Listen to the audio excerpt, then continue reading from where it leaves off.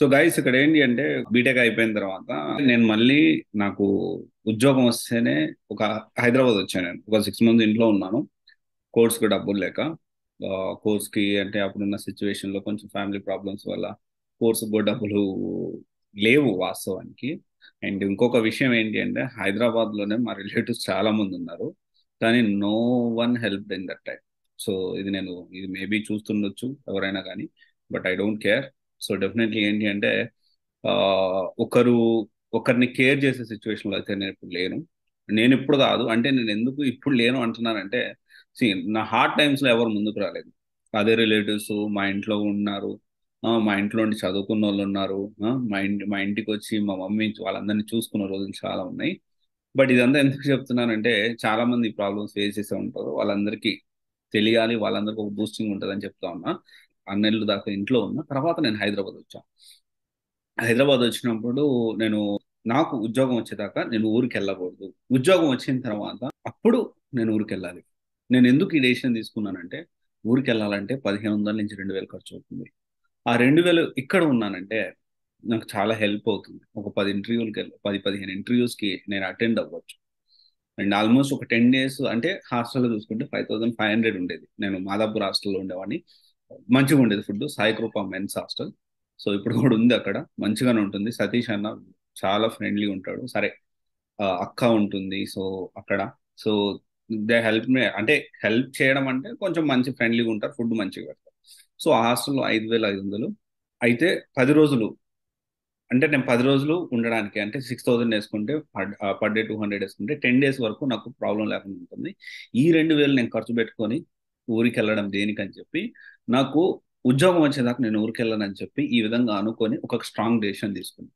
హైదరాబాద్కి వచ్చినప్పుడు, లేకపోతే హైదరాబాదు నేను ఇలాంటి పరిస్థితుల్లో మా ఫ్యామిలీ ఇలాంటి పరిస్థితుల్లో ఉందని తెలిసి ఒక్క రిలేటివ్ కూడా, ఒక్క రిలేటివ్ కూడా సరే మా ఇంట్లో ఉంటాడు కొంత డబ్బులు తగ్గుతుంది కదా, ఏదో కోర్స్ నేర్చుకొని ఉద్యోగం తెచ్చుకోమని అలా ఒక్కరు కూడా చెప్పలేదండి.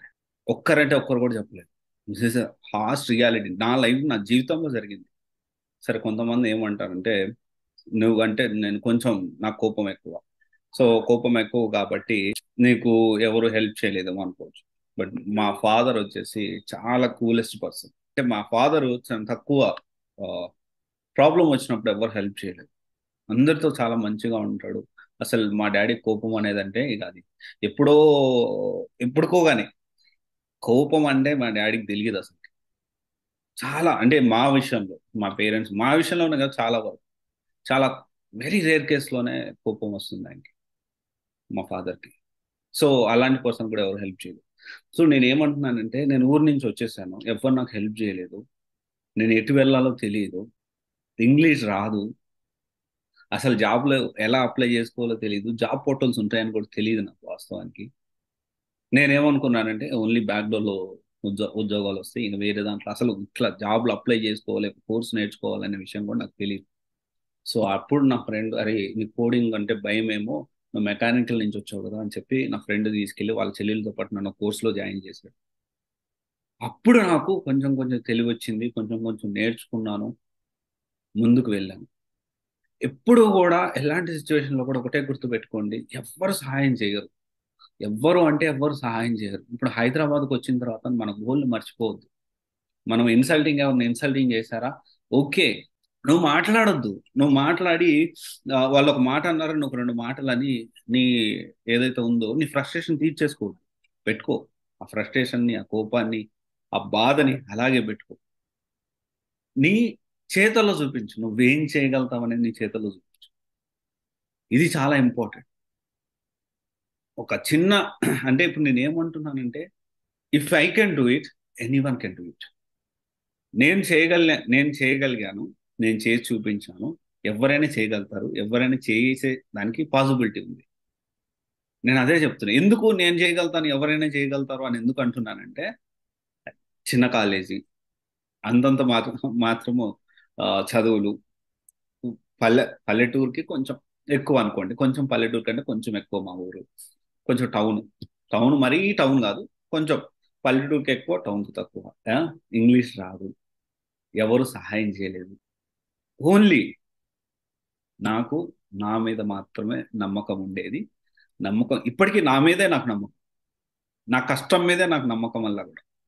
సో నేను ఆ విధంగా నేను హైదరాబాద్కి వచ్చేటప్పుడు నాకు ఉద్యోగం వస్తేనే నేను ఊరికి వెళ్తాను అని నేను ఒక శపథం లాగా చేసి దానికోసం కష్టపడ్డాను.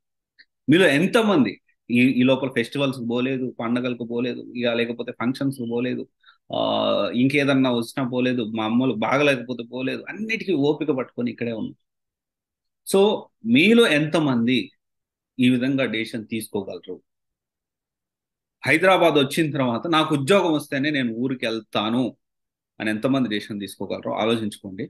And if I can do it, ఒక నార్మల్ కాలేజీ తక్కువ పర్సంటేజ్ ఏదో అట్లా అట్లా ఉండి వచ్చిన నేనే చేయగలిగినప్పుడు ఎవరైనా చేయగలుగుతాను. గుర్తుపెట్టుకోండి. Thank you.